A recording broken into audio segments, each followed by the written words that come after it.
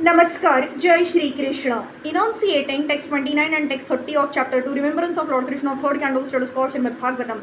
Text 29. Sa eva go dhanam lakshmya niketam sita go vrusham charayanna nu gan gopan ranada venura riramata.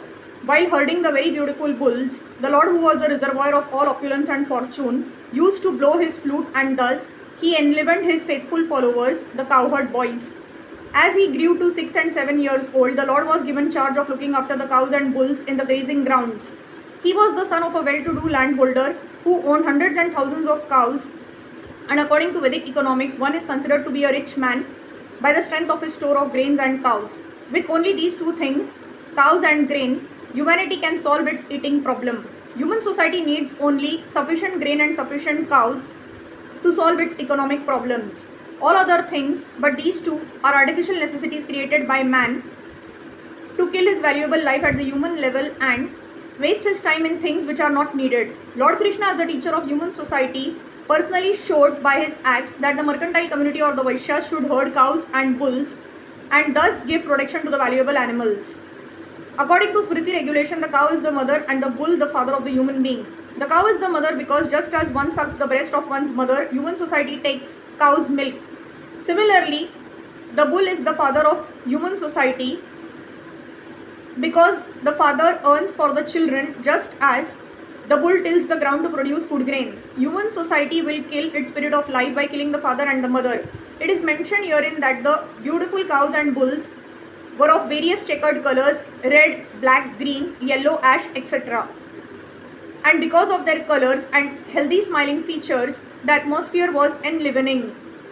Over and above all, the Lord used to play his celebrated flute. The sound vibrated by his flute would give his friends such transcendental pleasure that they would forget all the talks of the Brahmananda, which is so praised by the impersonalists. These cowherd boys, as will be explained by Shukdev Goswami, were living entities who had accumulated heaps of pious acts and thus were enjoying with the Lord in person and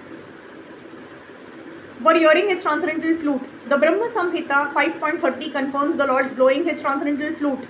Venam Kvanantam Aravinda Dalayataksham Barahava Tamasam Asitam Buddha Sundarangam Kandarbha Koti Kaminiya Vishesha Shobham Govindam Adipurusham Tam Aham Bhajami.